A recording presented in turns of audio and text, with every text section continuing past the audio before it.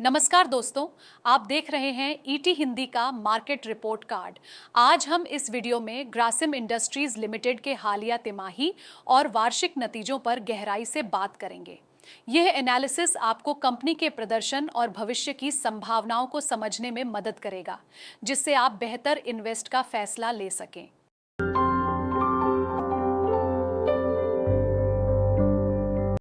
बता दें कि ग्रासिम इंडस्ट्रीज आदित्य बिड़ला समूह का हिस्सा है और भारत की बढ़ती अर्थव्यवस्था के कई प्रमुख क्षेत्रों में काम करती है।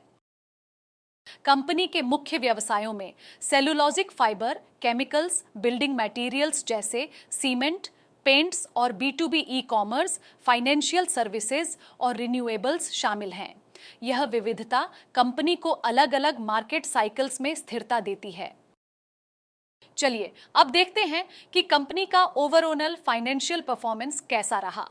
वित्तीय वर्ष 25 में कंपनी का कंसोलिडेटेड रेवेन्यू यानी कुल आय 1,48,478 करोड़ रुपए रहा।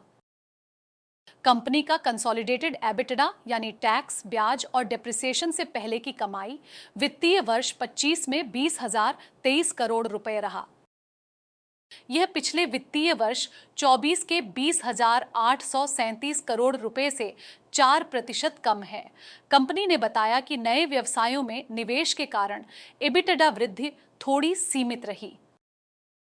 यह पिछले वित्तीय वर्ष 24 के 1,30,978 करोड़ रुपए के मुकाबले 13% की वृद्धि दर्शाता है। यह वृद्धि कंपनी के बढ़ते कारोबार का संकेत है। एडजस्टेड पैट यानी टैक्स और कुछ असाधारण खर्चों को समायोजित करने के बाद का लाभ वित्तीय वर्ष 25 में 3,902 करोड़ रुपए रहा। यह पिछले वित्तीय वर्ष 24 के 6,163 करोड़ रुपए से 37% कम है। यह भी नए व्यवसायों में शुरुआती निवेश और खर्चों का प्रभाव दिखाता है। चौथी तिमाही में कंसोलिडेटेड एबिटडा 6,548 करोड़ रुपए रहा, जो पिछले साल की इसी तिमाही से 6% ज्यादा है। और एडजस्टेड पैट चौथी तिमाही में 1,559 करोड़ रुपए रहा, जो पिछले साल की इसी तिमाही के 1,908 करोड़ रुपए से 18% कम है। बैलेंस शीट की बात करें तो इक्विटी और डेट का अनुपात यानी डेट इक्विटी रेशियो 31 मार्च 25 को 1.16 रहा, जो 31 मार्च 24 के 0.97 से बढ़ा है। नेट डेट यानी कुल उधार में से कैश घटाने के बाद 31 मार्च 25 को 35,402 करोड़ रुपए रहा, जो पिछले साल के 15,436 करोड़ रुपए से काफी ज्यादा है। यह मुख्य रूप से नए व्यवसायों में निवेश के कारण है। अब हम कंपनी के अलग अलग व्यावसायिक क्षेत्रों के प्रदर्शन पर नजर डालते हैं। सबसे पहले सेलुलोजिक फाइबर्स। इस सेगमेंट का रेवेन्यू चौथी तिमाही में 4,051 करोड़ रुपए रहा, जो पिछले साल की इसी तिमाही से 8% ज्यादा है। अब बात करते हैं केमिकल्स सेगमेंट की। इसमें रेवेन्यू चौथी तिमाही में 2,302 करोड़ रुपए रहा, जो पिछले साल की इसी तिमाही से 10% ज्यादा है। इस सेगमेंट का एबिटडा 296 करोड़ रुपए रहा, जो पिछले साल की इसी तिमाही से 52% ज्यादा है। अब बात करते हैं बिल्डिंग मटेरियल्स सेगमेंट की, जिसमें सीमेंट, पेंट्स और B2B ई कॉमर्स शामिल हैं। इस सेगमेंट का रेवेन्यू चौथी तिमाही में 25,232 करोड़ रुपए रहा, जो पिछली तिमाही से 30% ज्यादा है। इसमें सीमेंट कारोबार का प्रमुख योगदान रहा। सीमेंट रेवेन्यू पिछली तिमाही से 13% बढ़ा।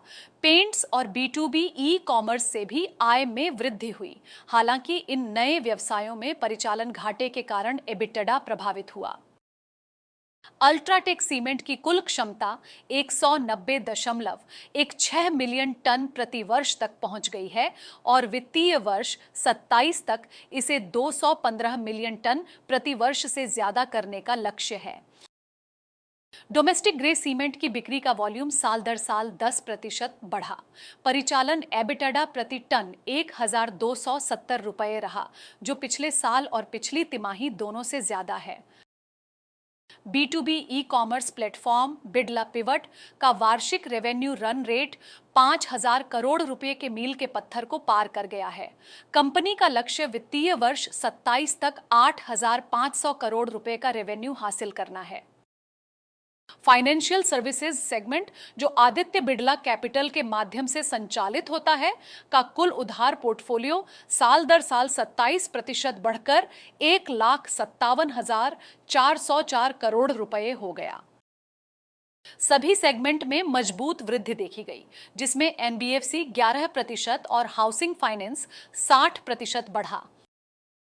अन्य व्यवसायों में रिन्यूएबल्स सेगमेंट का रेवेन्यू साल दर साल 40% बढ़कर 157 करोड़ रुपए हो गया, जिसका मुख्य कारण क्षमता में वृद्धि है।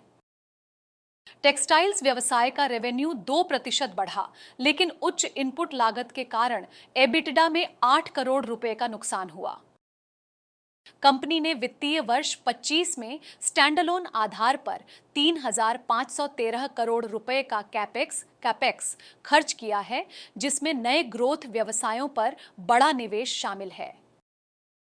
खास तौर पर बिड़ला ओपस पेंट्स पर 2,288 करोड़ रुपए और सेलुलोजिक फाइबर्स पर 453 करोड़ रुपए का कैपेक्स खर्च किया गया।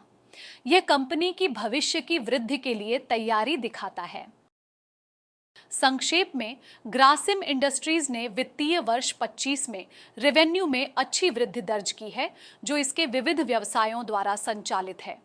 नए ग्रोथ व्यवसायों में निवेश जारी है, हालांकि इससे निकट भविष्य में लाभप्रदता पर कुछ दबाव दिख सकता है। एक निवेशक के तौर पर आपको कंपनी के विस्तार योजनाओं, नए व्यवसायों के प्रदर्शन में सुधार और इनपुट लागतों में संभावित उतार चढ़ाव पर नजर रखनी चाहिए। तो दोस्तों, ये था ग्रासिम इंडस्ट्रीज के नतीजों का हमारा एनालिसिस। उम्मीद है आपको ये जानकारी पसंद आई होगी। अगर आपके कोई सवाल हैं या आप किसी और कंपनी के बारे में जानना चाहते हैं तो कमेंट्स में बताएं।